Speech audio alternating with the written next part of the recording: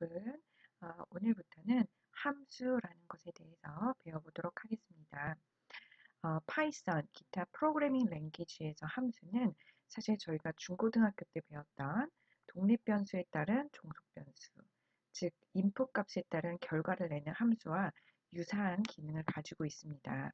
다만 수학적인 함수와는 다르게 프로그래밍, 특히 파이썬에서는 어떤 특정 문제에 따라 주로 활용이 되는 함수들이 그룹핑이 되어 있고, 또한 그 함수 안에 들어갈 수 있는 input, argument, 파라미터의 개수가 여러 가지가 있을 수 있기 때문에 문제에 따라서 본인이 잘 함수 인자값을 선택해서 활용하시면 될 것 같습니다. 또한 그 함수는 크게 스탠다드, 즉 표준 함수와 사용자 정의 함수를 이렇게 나뉘어지게 됩니다. 그래서 저희가 기존의 워드 파일에다가 정리를 쭉 해왔던 함수들은 일종의 reserved word이기 때문에, 즉 예약어이기 때문에 예약되어 있는 함수, 즉 우리가 타이핑을 했을 때 기계가 이해할 수 있는 함수명이기 때문에 표준 함수라고 보시면 될 것 같아요. 반면에 저희가 변수를 새로 만들듯이 함수도 역시 저희가 사용자 정의 함수를 만들 수가 있는데요. 그런 경우에는 예약어, 즉 reserved word가 아닙니다. 그래서 저희가 우리가 이런 함수를 만들었는데 파이썬 인터프리터야 이 함수도 앞으로 기억을 했다가 우리가 이 함수 이름을 타이핑을 해서 호출하게 되면 우리가 만든 그 사용자 정의 함수를 꼭 실행해줘 라고 하면서 사용자 정의 함수 바디 부분을 디파인을 해야 됩니다. 그래서 그런 부분을 어, 오늘부터 영상을 통해서 이제 공부를 하시게 될 것 같아요. 그래서 워드 파일에 보시면 저희가 뭐 예약어라고 하는 카테고리도 있고 그 다음에 함수라고 하는 카테고리도 있을 거예요. 그렇죠? 그래서 요런 저희가 이때까지 정리했던 함수들은 일종의 표준 함수라고 보시면 될 것 같아요. 그래서 함수라고 하는 것은 독립변수에 따른 종속변수의 값을 생성하는 방법인데 사실 무한계 함수가 존재를 하고 어떤 문제라던가 카테고리별로 그 함수가 주로 사용이 되고 카테고리에 포함이 되는 함수군들이 있어요. 그래서 파이썬에서의 함수 크게 일단 첫 번째는 좀 전에 말씀드린 것처럼 1번 표준함수, 표준화된 함수들이 있어요. 그래서 예를 들면 저희가 이때까지 정리했었던 모든 함수들이 표준 함수가 될 것 같습니다. 반면에 사용자 정의 함수가 있어요. 사용자 정의 함수는 저희가 이제 직접 만드는 거예요. 말 그대로 프로그래머가 사용자가 정의를 해서 만드는 함수를 사용자 정의 함수라고 하고 user defined function이라고 얘기를 합니다. 그래서 사용자 정의 함수를 만들려면은 저희가 이제 오늘부터 계속 차분히 배우겠지만 def라고 하는 예약어를 이용을 해야 되고요. 그 다음에 body를 definition, body를 define을 해야 됩니다. 그 다음에 body가 define이 되면 결과값을 return을 해야 돼요. 그래서 이런 다양한 예약어들을 이용하고 저희가 원하는 기능을 이 body define에다가 정의를 함으로써 사용자, 프로그래머, 그러니까 저희만의 함수를 만들 수가 있어요. 그래서 기존의 표준 함수들이랑은 다르게 이런 body define을 해야 된다는 거, 이 부분이 함수 파트에서의 핵심이 되겠습니다. 그래서 저희가 1장, 뭐 2장, 3장, 4장 쪽에서 자연스럽게 함수라고 하는 컨셉은 노출이 되어 있어요. 근데 저희가 바디를 정의해가지고 쓴 함수가 아니고 앞서 설명드린 것처럼 이런 표준화 함수만을 저희가 써본 게 되겠습니다. 표준화 함수. 근데 5장에서 함수 파트를 따로 저희가 깊게 배우는 이유는 사용자 정의 함수를 저희가 새로 만들어가지고 일종의 저희만의 함수를 만드는 거죠. 그래서 이런 함수를 사용해 보는 것이 목표가 되겠습니다. 그래서 함수라고 하는 것은 특정 작업을 수행하는 명령어들의 모음이라고 보시면 될 것 같아요. 그래서 그 함수라고 하는 것은 결국 특정 작업을 수행하는 명령어들의 모음입니다. 명령어가 아니고 명령어들이에요. 그래서 함수까지 만든다는 거는 어느 정도 그 목적을 달성하기 위해서 어떤 기능을 넣는 건데 기능이 딱 한 줄은 아닐 거 아니에요. 그래서 명령어가 아니고 명령어들의 모음에 이름을 붙이는 겁니다. 그래서 변수 이름처럼 함수도 이름을 붙일 때 그 함수가 어떤 기능을 할 것 같은지 사용자가 예측을 할 수 있도록 함수의 이름을 짓는 게 중요해요. 변수 이름처럼요. 그래서 함수는 작업에 필요한 데이터를 전달받을 수 있으며, 즉 요게 이제 입력 데이터라는 거죠. 입력 데이터가 있을 수 있고, 작업이 완료된 후에는 이 함수가 수행이 된 거잖아요. 그럼 최종 결과가 나오겠죠. 그래서 최종 작업의 결과를 이 함수를 호출한 호출자에게 반환하는 것입니다. 반환. 그래서 결과값이 이렇게 출력이 되는 걸 보실 수가 있어요. 그래서 함수의 이름을 보시면 이 함수의 이름은 ABS잖아요. 그러니까 absolute value, 즉 입력값이 positive건 negative건 absolute value를 리턴해 주겠다. 요거를 저희가 예측을 해볼 수가 있겠죠. 그래서 함수의 예는 저희는 이제 표준화 함수들을 이제 주로 봤었어요. 그죠? 그래서 표준화 함수라고 하는 거는 앞서 설명드린 것처럼 그냥 단순히 함수를 호출해가지고 쓰시면 돼요. 함수를 호출한다는 것은 함수의 이름을 이렇게 타이핑을 하시면 됩니다. 그러면 파이썬 인터프리터는 이 함수를 이미 표준 함수로, 내장 함수로 코드 안에 가지고 있기 때문에 그 부분을 쉽게 말하면 호출하게 되고, 그래서 알고 있는 예하고이기 때문에 이 함수 기능대로 작업을 수행한 다음에 결과를 리턴을 해주게 되는 거예요. 함수는 왜 필요할까요? 만약에 함수가 없다면 비슷한 코드가 중구난방으로 막 저희가 작성하고 있는 코드 안에 여러 번 등장을 할 거예요.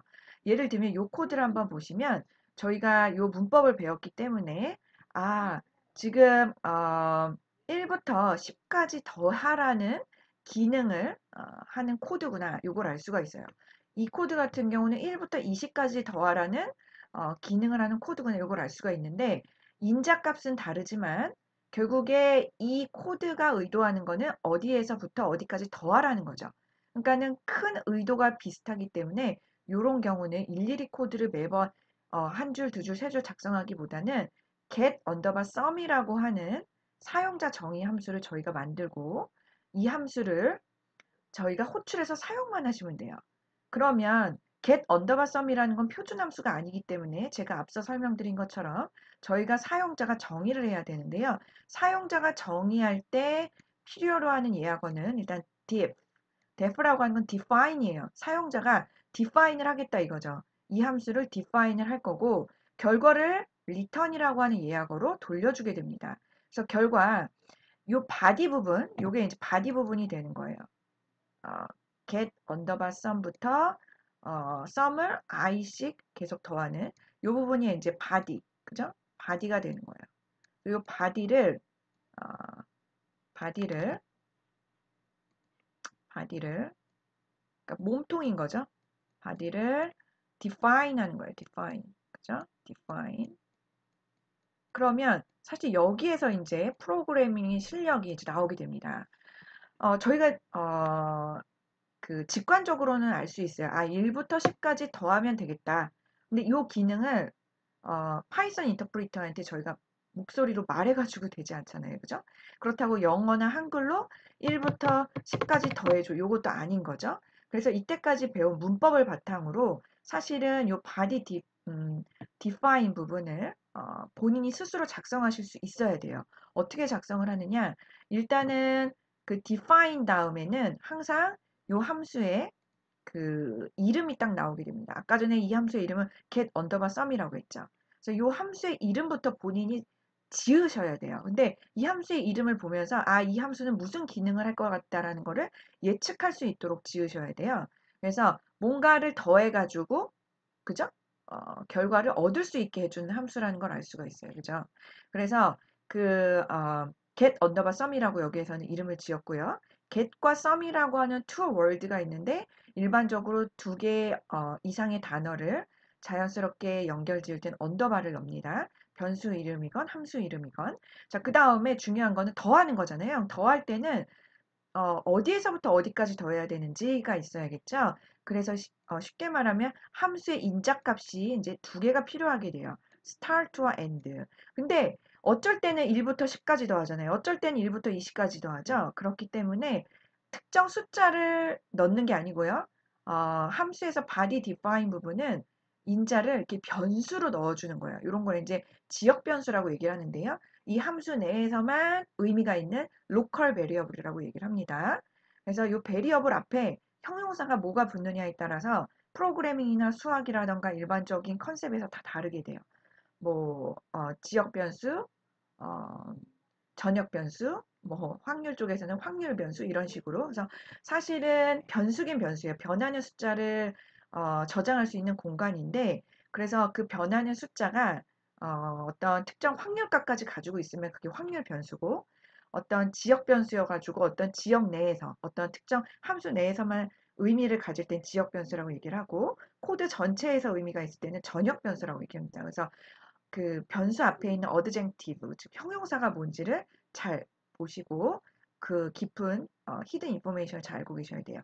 자, 그래서 처음부터 끝까지 더하죠. 근데 처음에는 일단은 숫자가 0이겠죠. 그래서 썸이 처음에 0으로 초기화를 시켜주는 거예요. 그죠? 자, 그 다음에 저희가 반복문에서 이미 배웠지만 range라고 하는 함수를 이용해서 start부터, 그죠? 디폴트는 0이지만 저희가 start를 명시하게 되면 그 start, 그죠? 여기서는 1. 그래서 1부터 그 다음에 range 함수라고 하는 건 stop 마이너스 1이잖아요. 근데 우리는 stop 숫자까지 더하고 싶기 때문에 and 플러스 1까지 더하게 됩니다. 그죠? 그래서 그거를 계속 더하는 거예요. 그러면 결국에 start 1, 2, 3, 4, 5, 6, 7, 8, 9, 10 번이 요 sum, 요 부분, sum 플러스 1은 i 요 부분이 반복이 되면서 10번 반복이 되면서 sum에 1, 2, 3, 4, 5, 6, 7, 8, 9, 10이 더해지고 결론적으로 10번까지 반복을 했기 때문에 포문은 더 이상 이렇게 주로 계속 반복하지 않고 포문을 그만두고 return이라고 하는 명령어로 내려와서 최종 sum을 이 함수를 호출한 부분에 넘겨주는 것이죠. 그래서 이 부분이 굉장히 중요하고요. 여기에서 하나 제가 얘기해 드리고 싶은 거는 여기에 보시면은 sum은 그죠? sum 플러스는 i라고 되어 있어요. 자, 요거는 알고 보면 sum은 sum 플러스 i랑 같아요. 자, 근데 프로그래밍 랭귀지에서는 이퀄을 중심으로 왼쪽과 오른쪽의 변수가 동일하면 이 오른쪽에 있는 변수를 생략할 수 있습니다. 그러면서 이 뒤에 있는 오퍼레이터를 앞으로 끄집어낼 수가 있어요. 그래서 결국에 이렇게 더 간결화돼서 표현할 수가 있죠. 그래서 결론은 기존에 있는 썸이죠. 기존에 있는 썸에다가 추가적으로 i를 더한 다음에 이 최종 결과를 다시 왼쪽에 썸이라고 하는 변수에다가 제일 최신 데이터로 페이스트하는 거예요. 그렇기 때문에 최종 데이터가 지속적으로 이 썸이라고 하는 변수 안에 남게 되는 겁니다. 그래서 이 문구를 기억하셔서 초보자가 아닌 어느 정도 코딩에 익숙하신 분들은 당연히 이런 간단하지만 문법으로 코드를 작성을 하겠죠. 요거를 꼭 기억을 하시면 좋을 것 같아요. 이 부분 꼭 기억하시고요. 그래서 결국에 이 body를 어떻게 디파인을 하고 어떻게 효율적으로 디파인을 하고 어떤 예약어를 조합해서 body를 디파인을 하고 몇 줄로 디파인을 하느냐가 결국에 프로그래밍 커퍼시티 or ability 능력 중에 하나인 것 같아요. 그래서 간단한 거지만 본인이 정말 생각을 하셔가지고 이 함수를 디파인한 거를 추천을 해드려요. 자, 함수를 이제 작성한다고 했는데 제가 앞서서 설명드렸죠. 일단은 사용자 정의 함수, 그죠? 엄밀히 따지면 사용자 정의 함수를 작성을 하려면 항상 이 def라고 하는 예약어로 시작을 해야 되고요. 함수 이름은 저희가 짓는 겁니다. 그 다음에 매개 변수, 파라미터, 인풋 값 다 같은 용어인데요. 그래서 요거를 하는 이유는 앞서 설명드린 것처럼 외부에서 이 함수를 호출을 할 때 진짜 그 순간 고려하는 데이터를 같이 넘겨주거든요. 그때 요 매개 변수 안에 그 데이터가 저장이 되는 겁니다. 그러면서 역시 들여쓰기가 되어 있죠. 파이썬은 들여쓰기가 굉장히 민감한 언어라고 했어요.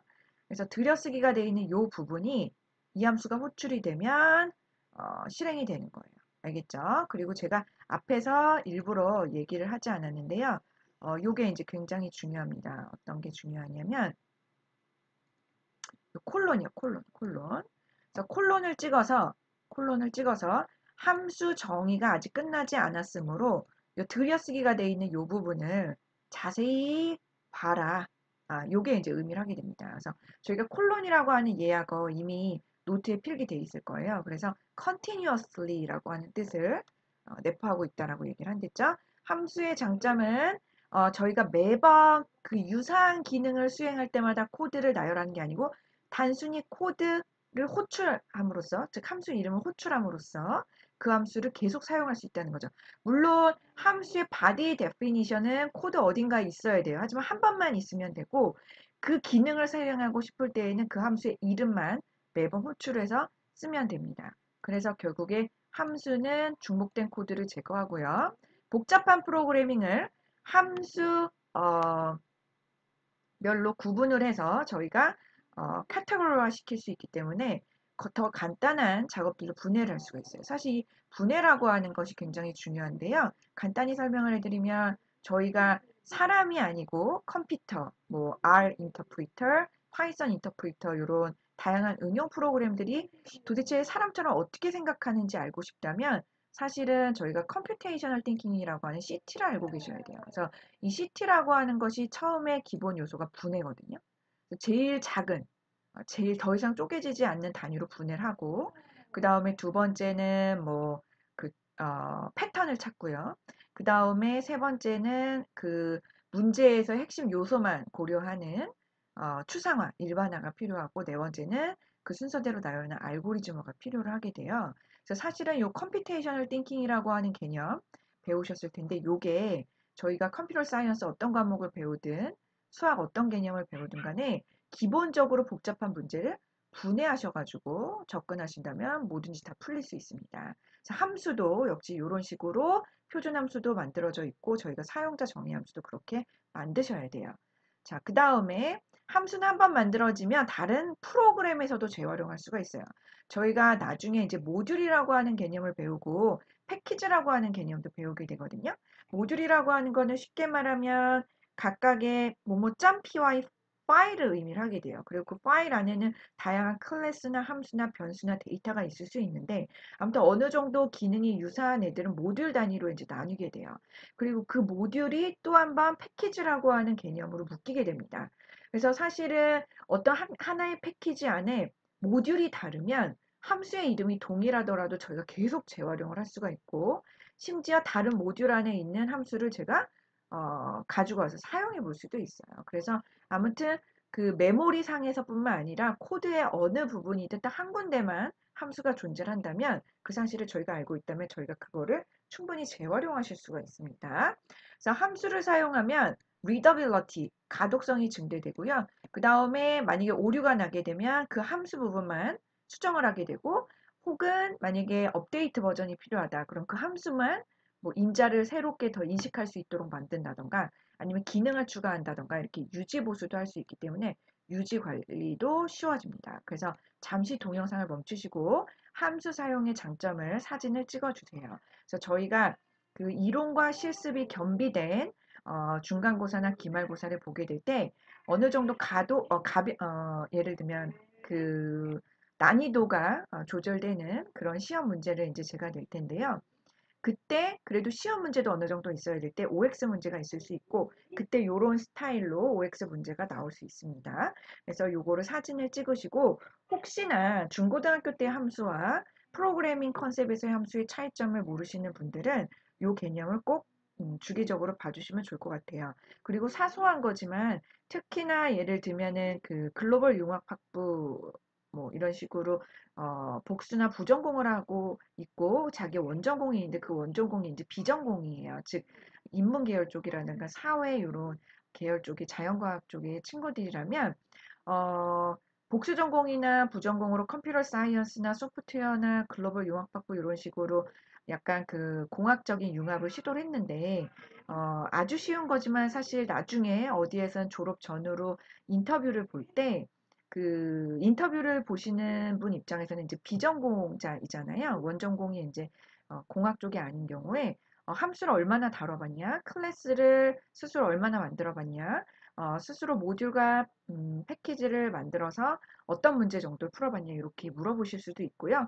또 아주 간단하지만 함수의 장점, 단점을 물어보실 수도 있어요. 그래서 이해는 하고 있지만 또 다른 사람이 물어봤을 때 본인이 그거를 잘 알고 있는지 요령껏 표현하는 건 또 다른 문제잖아요. 그래서 뭔가 좀 더 프로페셔널해 보이도록 프레젠테이션이라던가 인터뷰를 하실 때에 요런 함수의 장점을 그냥 단순히 재활용할 수 있어요. 요 정도로만 얘기하시지 마시고 뭐 가독성이 증가되고 유지 관리도 쉽고 리유저빌리티도 높아지고 이런 식으로 좀 프로페셔널 월드를 많이 사용하셔가지고 인터뷰 보시면 좋을 것 같아요.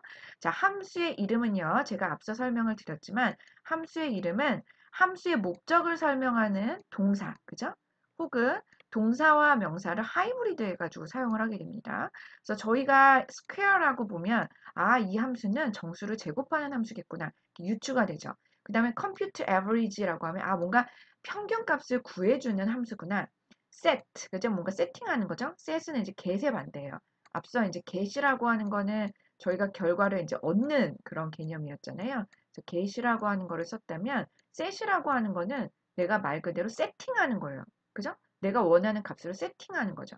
그래서 set underbar cursor underbar type이라고 하는 거는 커서의 타입을 내가 설정하는 함수죠. 그래서 set과 get 기본적인 영어지만 파지티브 관계에 있는 것들을 잘 활용하셔가지고 본인이 나중에 함수, 클래스 이런 거 디자인할 때 효율적으로 사용하시면 좋을 것 같아요. 자, 실제적으로 저희가 함수를 define을 해놨어요. 근데 그거는 말 그대로 그냥 define이에요. 그래서 저희가 함수를 define을 하게 되면 이렇게 메모리 안에 그 함수가 이렇게 코드로 이렇게 들어가게 됩니다. 그래서 제가 메모리 그 변수를 타이핑을 하게 되면 변수가 특정 메모리 공간에 있고 그 안에 데이터가 저장이 돼서 저희가 그때그때 호출해서 사용해 볼 수 있다고 했잖아요. 그런데 함수도 역시 컴퓨터라던가 아니면 인터프리터 입장에서는 결국에 코드예요, 코드. 그렇기 때문에 변수보다는 긴 코드가 메모리 어느 부분에 이렇게 탑재가 되어 있는 거예요. 그래서 저희가 함수를 호출하게 되면 그 함수의 이름을 타이핑을 하게 되면 메모리에서 그 함수가 있는지 찾아보고 가져가서 사용하는 겁니다. 즉 함수를 define을 해놓는 순간 얘는 일종의 reserved word가 되는 거예요. 저희가 만든 예약어가 되는 거죠. 즉 파이썬 인터프리터가 이제 알 수 있는 단어가 되는 거예요. 자, 앞서 설명드린 것처럼 get underbar sum이라고 하면 메모리에서 요 함수가 있는지 찾는 거예요.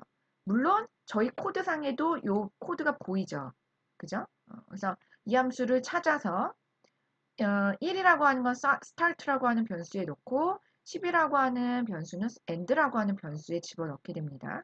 물론 이 순간 start와 end도 메모리에 이제 1, 10으로 이제 업데이트가 되겠죠. 그러면서 sum이라고 하는 부분도 있고, 그죠? 이 부분에 sum이 있기 때문에 sum이 처음에는 이제 0이 들어가는데 range라고 하는 거에서 start가 1이기 때문에 i의 1이 할당이 되면서 sum이라고 하는 거는 기존의 0 더하기 1이 돼서 이번에는 sum이 1이 되겠죠. 그 다음에 return을 하는 게 아니고 for문을 다시 올라가죠. 왜냐면 for라고 하는 예약어는 range라고 하는 게 end를 만날 때까지 계속 반복을 하는 거잖아요. 그러니까 1, 2, 3, 4, 5, 6, 7, 8, 9, 10 반복을 해서 그동안 1 더하기 2 더하기 3 더하기 4 더하기 5 더하기 6 더하기 7 더하기 8 더하기 9 더하기 10이 되면 for문을 나와서 1부터 10까지 더한 값이 sum이라고 하는 변수 안에 최종값으로 있을 것이고 이 값이 결국에는 return이 되는 거죠. return이 어디로 되느냐? 이 함수를 호출했던 부분으로 돌아가는 거예요. 마치 낮에 일하고 집에 돌아가듯이 함수를 호출하면 수행을 하고 그러니까 호출하면 이게 1번이죠. 1번, 그죠? 1번. 그 다음에 수행이 2번. 그 다음 돌아오는 게 3번이에요. 그래서 돌아와서 결국에 요거의 최종 결과는 1부터 10까지 더한 값으로 result라고 하는 변수에 다시 assign이 되는 겁니다. 그래서 요 다음 줄에서 만약에 내가 result라고 하는 걸 프린트를 하게 되면 1부터 10까지 더한 값이 출력이 되는 거겠죠. 함수는 당연히 여러 번 호출될 수가 있어요. 그래서 여기서 보실 수 있지만 1번 호출됐죠. 1번. 그 다음에 2번 수행했죠. 그 다음에 3번 돌아왔어요. 그죠? 자, 그 다음에 다시 한번 이 함수가 1번, 그죠? 그 다음에 2번, 이렇게 3번 이렇게 돌아올 수가 있습니다. 그래서 이 부분을 꼭 기억을 해주시면 될 것 같아요. 그래서 일단은 기본적인 함수의 특징을 제가 이제 설명을 해드렸어요. 자, 그 다음에 저희가 일단 간단한 예제를 한번 이 영상에서 살펴보고 그 다음에 본인이 충분히 연습을 하신 다음에 그 다음 비디오에서 또 함수에 관련된 기본적인 또 다른 예제들을 살펴보도록 하겠습니다. 자, 요 예제를 이제 직접 학생분들은 타이핑을 하시고요. 저 같은 경우는 비디오의 그 효율성을 위해서 직접 타이핑이라기보다는 카피 앤 페이스트로 잠시 테스트를 해보도록 하겠습니다. 보시면은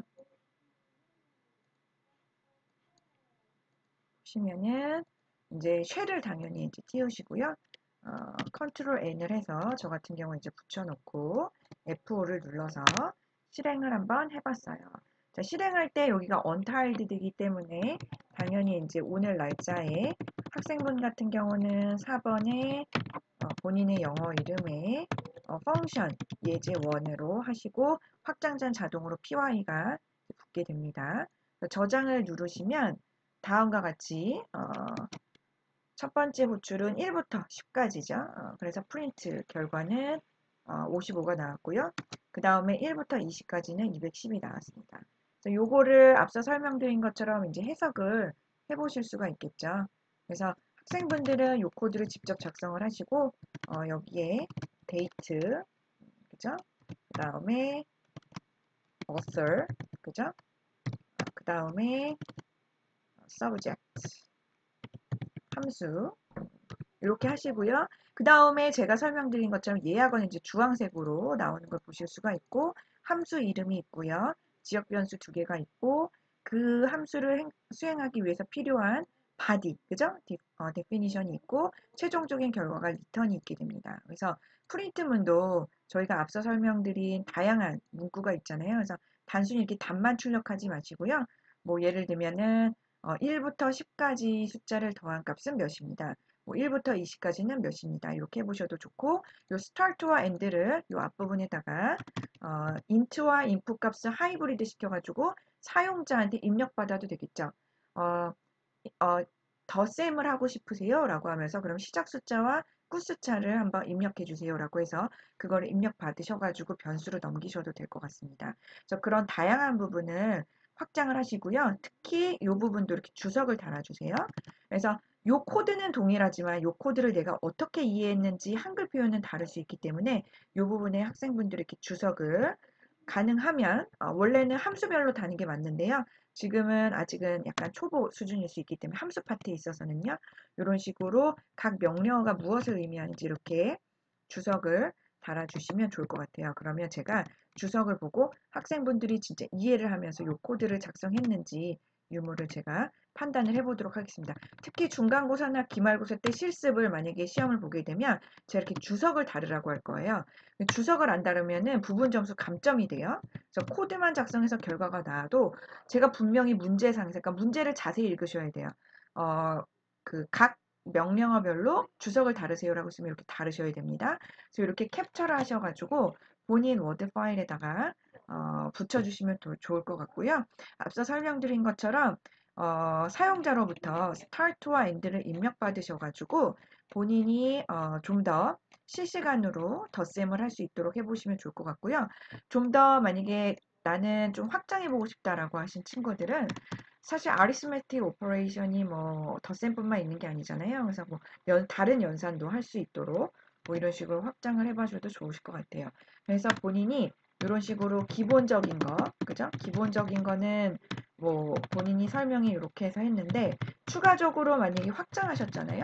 개인 확장을 하셨다. 그러면 제가 보기 쉽도록 어떤 부분을 확장을 했고 어떻게 확장을 해서 다음과 같은 캡처 화면이 나왔다.